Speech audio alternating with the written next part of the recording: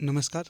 इस वीडियो में हम डिस्कस करेंगे HPLT टेट के पार्ट 4 की। इससे पहले हमने 3 पार्ट को डिस्कस कर लिया है। अगर अभी तक आपने उन पार्ट को नहीं देखा है तो आप उन्हें भी देख सकते हो।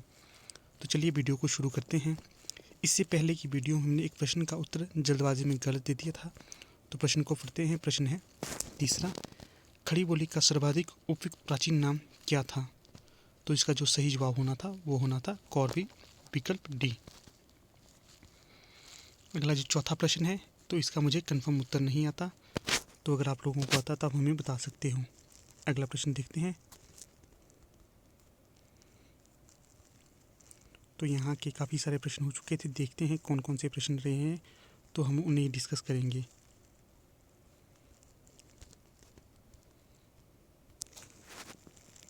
अगला प्रश्न है 27। तो प्रश्न पूछा गया है, इतिवृत्तात्मकता किस युग की विशेषता है? तो जो इसका सही जवाब होगा तो वो होगा विकल्प सी, द्विवेदी युग की। अगला प्रश्न है 28। द्विवेदी युग की समय सीमा क्या मानी जाती है? तो ये मानी जाती है विकल्प बी, 1900 से 1920 ईस्वी। अगला प्रश्न है 29। सही विकल्प चुने। तो यहाँ पर कालक्रमानुसार सही विकल्प चुनना है। तो जो यहाँ पर रचनाएं पूछी गई हैं ये है अज्ञे जी की। तो जो सही विकल्प होगा तो वो होगा विकल्प ए, सबसे पहले भगनदूत, उसके पश्चात चिंता, उसके पश्चात इत्यलम और सबसे अंत में कितनी नावों में कितनी बार। अगला प्रश्न है 30। अर्धनारीश्वर निबंध किसका है? तो ये होगा विकल्प सी, दिनकर जी का। अगला प्रश्न है 31। शब्द और स्मृति कृति के लेखक कौन हैं? तो ये होगा विकल्प डी, निर्मल वर्मा। अगला प्रश्न है 32। भारतेंदु का प्रथम मौलिक नाटक है? तो ये होगा विकल्प बी, वैद्य की हिंसा हिंसा ना भक्ति। अगला प्रश्न है 33। कालक्रमानुसार सही उत्तर का चयन कीजिए। तो जो इसका सही विकल्प होगा तो वो होगा विकल्प ए, सबसे पहले अंधेर नगरी, उसके पश्चात अनज्ञ, उसके पश्चात अंजना और सबसे अंत में चंद्रगुप्त। अगला प्रश्न है 35। तौलिया एकांकी किसकी है?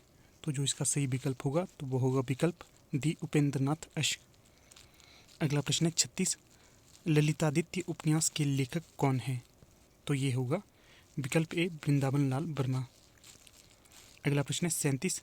कमलेश्वर को कितने पाकिस्तान उपन्यास पर 2003 का कौन सा पुरस्कार मिला था? तो ये मिला था विकल्प सी, साहित्य अकादमी पुरस्कार। अगला प्रश्न है 38। सही कालक्रम अनुसार छांटिए। तो जो यहाँ पर सही विकल्प होगा तो वो होगा विकल्प डी, सबसे पहले परख, उसके पश्चात सुनीता, उसके पश्चात त्यागपत्र और सबसे अंत में कल्याणी। अगला प्रश्न है 39। निर्मल वर्मा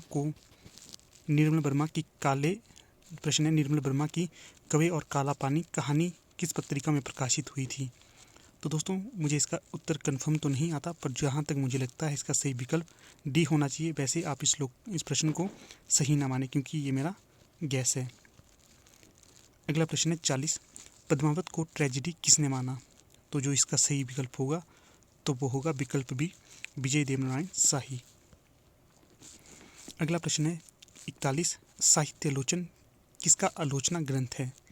तो यह है विकल्प सी, श्याम सुंदर दास का। अगला प्रश्न है 42। हिंदी का प्रथम समाचार पत्र कौन सा था?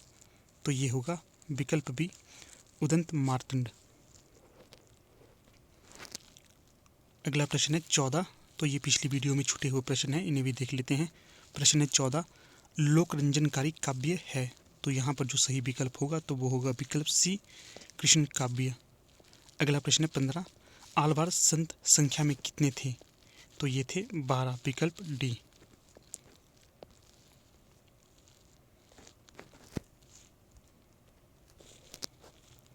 अगला प्रश्न है 53।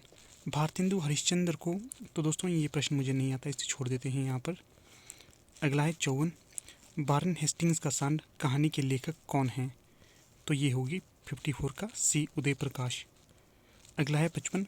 मुक्तिबोध की मृत्यु उपरांत सामने आई पुस्तक कौन सी है? तो यहाँ पर होगा विकल्प सी, चांद का मुंह टेढ़ा और भूरी भूरी खाक धूल, ये दोनों आई हैं। अगला प्रश्न है 56। सुख कहानी किसकी है? तो ये होगा विकल्प भी, काशी नाथ सिंह। अगला प्रश्न है 57।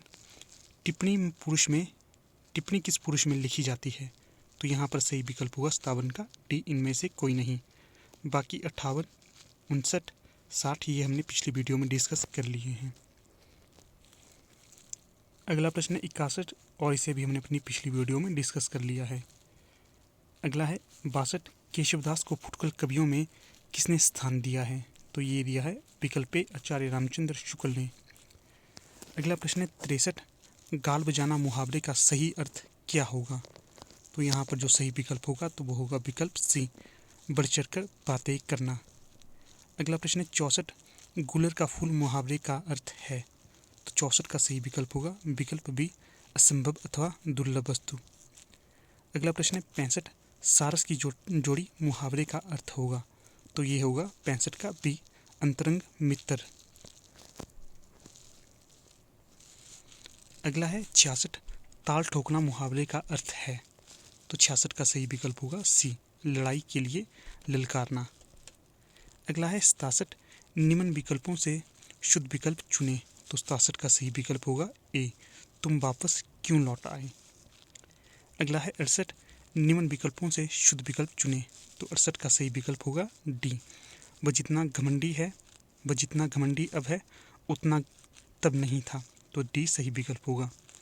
अगला है 69, स्त्रीलिंग शब्द छांटिए। तो यहाँ पर सही विकल्प होगा डी, अहिंसा। अगला है 70, कौन सा शब्द पुल्लिंग नहीं है? तो जो यहाँ पर सही विकल्प होगा तो वो होगा विकल्प डी, प्रदर्शनी। अगला प्रश्न है 71, कौन सा शब्द देशज नहीं है? तो यहाँ पर जो सही विकल्प होगा तो वो होगा 71 का ए, दौलत। बाकी सारे देशज शब्द हैं। अगला प्रश्न है 72, आत्मकथा अपनी खबर किसकी है? तो ये सही विकल्प होगा विकल्प बी, पांडे बेचन शर्मा उग्र की। अगला प्रश्न है 73, मालती किस उपन्यास की स्त्री पात्र है? तो ये होगा विकल्प डी, गोदान।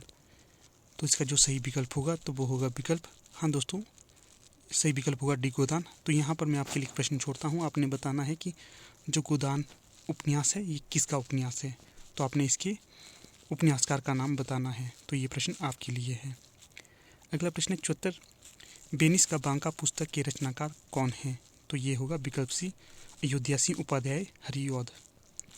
अगला प्रश्न है 75, टेपचू कहानी के लेखक कौन है? तो ये होगा विकल्प बी, उदय प्रकाश। बाकी के प्रश्न दोस्तों 76 ये भी हमने पिछली वीडियो में कर दिया था, 77, 78, 79 और 80 ये हमने पिछली वीडियो में डिस्कस कर लिए हैं। अगला प्रश्न देखते हैं। अगला प्रश्न होगा 81। तो प्रश्न है, किस राजा ने भूषण को भूषण उपाधि दी थी? तो ये दी थी विकल्प बी, रुद्र सोलंकी ने। अगला प्रश्न 82 हमने पिछली वीडियो में कर लिया है। अगला है 83, जो मृत्यु के मुख में जाने को उसे क्या कहते हैं? तो ये कहते हैं विकल्प बी, मुमूर्षु। तो भी बिल्कुल सही जवाब होगा। अगला 84 हमने पिछली वीडियो में कर दिया है, 85 भी कर दिया है, 86 भी कर दिया है, 87 भी कर दिया है। अगला है 88, तो यह शबरी किसकी रचना है? तो ये होगा विकल्प डी, नरेश मेहता की। अगला है 89, तो यहाँ पर जो सही विकल्प होना चाहिए तो वो होगा, प्रयोगवाद पर नई कविता का लेबल चिपकाने वाले समीक्षक कौन थी? तो यहाँ पर सही विकल्प सी होना चाहिए मेरे आइडिया से। अगला प्रश्न है 90, श का उच्चारण स्थान छांटिए। तो जो श का उच्चारण स्थान होगा तो वो होगा विकल्प ए, मूर्धा। अगला प्रश्न है 91, स का उच्चारण स्थान छांटिए। तो यहाँ पर सही विकल्प होगा 91 का विकल्प ए, दंत्य। अगला प्रश्न है 92, अल्प की उत्तरावस्था का सही विकल्प चुने। तो यहाँ पर सही विकल्प होगा 92 का विकल्प सी, अल्पतर। अगला है 95, निम्न में से अघोष महाप्राण का सही विकल्प चुनिए। तो यहाँ पर 95 का सही विकल्प होगा विकल्प बी, श और स। और 94 प्रश्न हमने कर लिया था, बाकी के प्रश्न भी हमने अपनी पिछली वीडियो में कर लिए हैं। नहीं, 95 रह जाता है, 1 मिनट, हाँ जी। तो यहाँ पर 95 प्रश्न है, रेती के फूल किस विधा की रचना है? तो ये होगा विकल्प बी, निबंध, और ये रचना है रामधारी सिंह दिनकर की। अगला प्रश्न देखते हैं। अगला प्रश्न है 107। प्रश्न है महादेवी वर्मा को किस रचना पर ज्ञानपीठ पुरस्कार मिला था? तो ये मिला था विकल्प सी यामा पर। अगला प्रश्न है 108। निबंध दोहा किसने लिखा है? तो ये दोहा होगा बिहारी जी का, विकल्प ए। अगला है 109। आजीवन शब्द में कौन सा समास है? तो 109 का सही विकल्प होगा डी, अव्ययीभाव समास। अगला प्रश्न है 110। प्रेम के पीर के कवि माने जाते हैं? तो ये माने जाते हैं विकल्प बी, घनानंद। अगला प्रश्न है 111। छत्रसाल दशक काव्य के कवि कौन हैं? तो ये होंगे विकल्प ए, भूषण। अगला प्रश्न है 112। आर्य समाज की स्थापना किसने की थी? तो ये की थी विकल्प सी, स्वामी दयानंद सरस्वती जी द्वारा। अगला प्रश्न है 113। पंक्तियां हैं, जिन ध्वनि चिन्हों द्वारा मानव परस्पर विचार विनिमय करता है उसको समष्टि रूप से भाषा कहते हैं। ये परिभाषा किसने दी थी? तो दोस्तों यहाँ पर मुझे थोड़ा सा डाउट है, पर मुझे इसका जो सही जवाब होता है इनमें ए या बी में से एक हो सकता है। अगला प्रश्न है 114। निम्नलिखित व्यंजनों में संयुक्त व्यंजन कौन सा है? तो 114 का सही विकल्प होगा बी, क्ष। अगला प्रश्न है 115। व का उच्चारण स्थान कौन सा है? तो 115 का सही विकल्प होगा विकल्प सी, दंतोष्ठ्य। अगला है 116। इनमें से महाप्राण कौन सा है? 116 का सही विकल्प होगा विकल्प डी, ह। अगला है 117। कारक के कितने भेद होते हैं? तो 117 का सही विकल्प होगा विकल्प बी, 8। अगला है 118। जिसकी लाठी उसकी भैंस में कौन सा सर्वनाम है? तो 118 का सही विकल्प होगा सी, संबंधवाचक सर्वनाम। अगला प्रश्न है 119। 3 दिन कुछ लोग बहुत पुस्तकों में कौन सा विशेषण है? तो यहाँ पर 119 का सही विकल्प होगा डी, संख्यावाचक विशेषण। अगला अंतिम प्रश्न है 120। रचना की दृष्टि से क्रिया के कितने भेद हैं? तो 120 का सही जवाब होगा विकल्प डी, 5। तो ठीक है दोस्तों, यहाँ पर हमारे सारे प्रश्न कंप्लीट हो जाते हैं। हाँ, मैं आपको बता दूँ, अगर आप लोगों को ये PDF चाहिए तो आप PDF प्राप्त करने के लिए हमारे टेलीग्राम ग्रुप के साथ जुड़ सकते हो।